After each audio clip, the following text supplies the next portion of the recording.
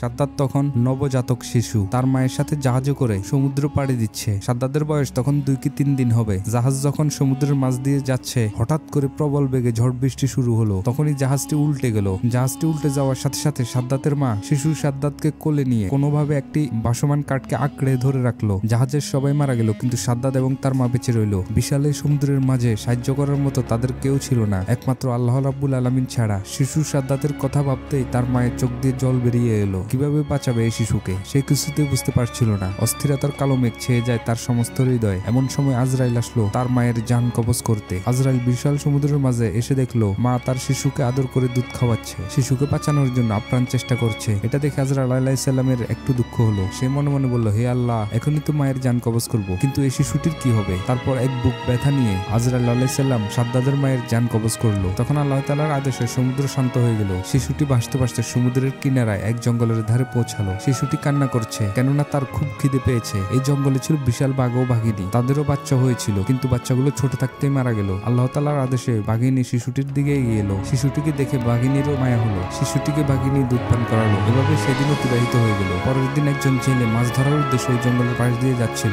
এমন সময় হঠাৎ করে তার চোখ গেল ওই শিশুটির দিকে। শিশুটিকে দেখে তার খুব মায়া হলো। সে বলতে লাগলো, হে আল্লাহ, কি সুন্দর দেখতে এই বাচ্চাটি। জানি না এই বাচ্চাটি কার, এমন জায়গাতে কিভাবে বাচ্চাটি বেঁচে আছে। তার তো খাওয়ারও কিছু নেই, জানি না কোন মায়ের এই সন্তান। এরপর সে বাচ্চাটিকে তুলে নিল এবং বাচ্চাটিকে নিয়ে গোত্রের সর্দারের কাছে নিয়ে আসলো। তাদের সর্দার শিশুটিকে দেখে খুবই মুগ্ধ হলো এবং বলল, এই শিশুটি তুমি কোথায় পেয়েছো? তুমি কি জানো এর মা বাবা কোথায় আছে? আমাদের উচিত তার মা বাবার কাছে বাচ্চাটিকে পৌঁছে দেওয়া। তখন লোকটি বলল, সর্দার জি, আমি জঙ্গলের পাশ দিয়ে যাওয়ার সময় দেখলাম জঙ্গলের মধ্যে একটি গাছের নিচে বাচ্চাটি ক্রন্দনরত অবস্থায় আছে। আশেপাশে তার কেউ ছিল না, মনে হয় তার মা বাবা মারা গেছে। তাকে দেখে আমার খুব মায়া হলো, এই জন্যই আমি আপনার কাছে নিয়ে আসলাম বাচ্চাটিকে। তখন সর্দার বলল, ঠিক আছে, আমারও কোনো সন্তান নাই, এই শিশুটির দায়িত্ব আমি নিলাম। আজ থেকে এই শিশুটিকে লালন পালন করব আমি। এভাবে শিশু সাদ্দাত বড় হতে লাগলো। বাচ্চাটির বয়স 8 থেকে 9 বছর যখন উপনীতি হলো, তখন অন্যান্য বাচ্চাদের সাথে সেও মাঠে খেলা করতে যেত। অন্যান্য বাচ্চাদের মধ্যে সে ছিল খুবই সুন্দর ও স্বাস্থ্যবান। তার মায়াময় চেহারা সকলকে আকর্ষণ করত। সে ছিল চালাক, তার ছিল ভীষণ সাহস। একদিন সে মাঠে খেলা করছিল, হঠাৎ সে দেখলো কিছু সৈন্য পার্শ্ববর্তী রাস্তা দিয়ে এগিয়ে চলছে। এটা দেখে সবাই ভয় পালিয়ে গেল, কিন্তু বাচ্চা সাদ্দাত সেখানে দাঁড়িয়ে ছিল। সৈন্যদের মধ্যে একজনের চোখ অন্ধ ছিল।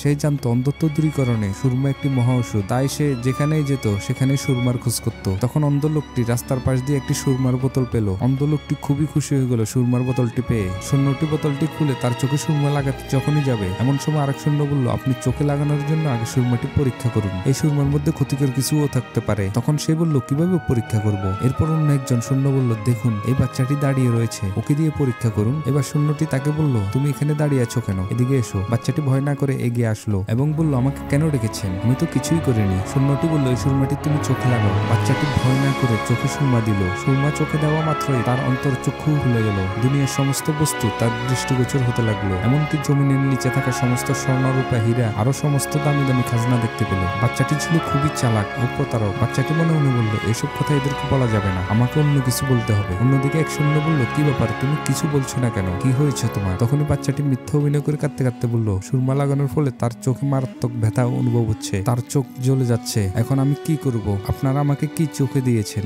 একথা শুনে এক সৈন্য অন্ধ ওই সৈন্যকে বলল, মনে হয় সুরমায় কোনো ভেজাল মিশ্রিত আছে, এটা আসল সুরমা নয়। এরপর তারা সুরমার বোতল ফেলে ওই স্থান ত্যাগ করলো। বাচ্চাটি দ্রুত ওই সুরমার বোতলটি নিয়ে বাড়িতে চলে এলো। বাড়িতে এসে তার বাবার নিকট বলল, বাবা, আমি এমন একটা জিনিস পেয়েছি যেটা দিয়ে খুব তাড়াতাড়ি আমরা ধনী হয়ে যাব। তখন তার বাবা বলল, কি এমন পেয়েছো? তখন বাচ্চাটি বলল, বাবা, আমি এমন এক সুরমা পেয়েছি যেটা চোখে লাগালে জমিনের নিচে সমস্ত স্বর্ণ রূপা হীরা মণিমুক্তা সবকিছু দেখতে পাই আমি। তখন তার বাবা বলল, এটা তো বড় আনন্দের কথা, তোমার কোনো ভয় নেই, আমার অনেক লোকজন আছে, আরো আছে অসংখ্য গাদা এবং ঘোড়া, তুমি চোখে সুরমা লাগিয়ে চলো, তুমি যেখানে স্বর্ণরূপা খাজানা দেখতে পাবে তখনই আমাদেরকে বলবে, আমরা তা উঠিয়ে নেব। এভাবে 10 বছর পর বাচ্চাটি যখন পরিপূর্ণ যুবকে পরিণত হলো, তখন হঠাৎ একদিন সর্দারের মৃত্যু হলো। সর্দারের মৃত্যুর কিছুদিন পর একজন লোক বলল, এখন আমাদের সর্দার কে হবে? অপর দিকে থাকা একজন ব্যক্তি বলল, যেহেতু আমাদের সর্দার তাকে লালন পালন করে বড় করে তুলেছে, তাই সাদ্দাত এখন আমাদের সর্দার হবে। সবার অনুমতিতে সাদ্দাতকে সর্দার করা হলো। কিছুদিন পর যুবক সাদ্দাত অনেক অহংকারী হয়ে গেল, কারণ তার কাছে প্রচুর ধন সম্পদ ছিল।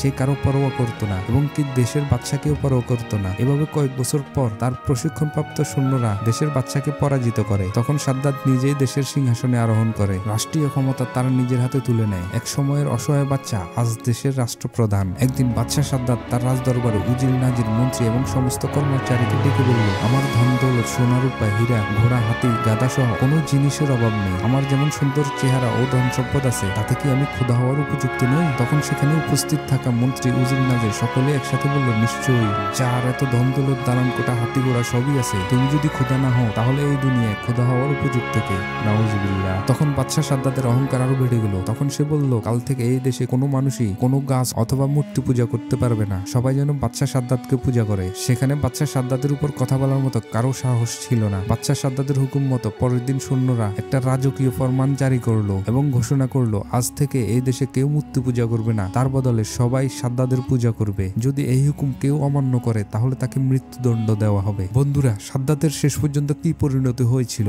সেটা আমরা পরের ভিডিওতে দেখতে পাবো। পরের ভিডিওটি দেখতে আমাদের চ্যানেলটি সাবস্ক্রাইব করে আমাদের সাথেই থাকুন।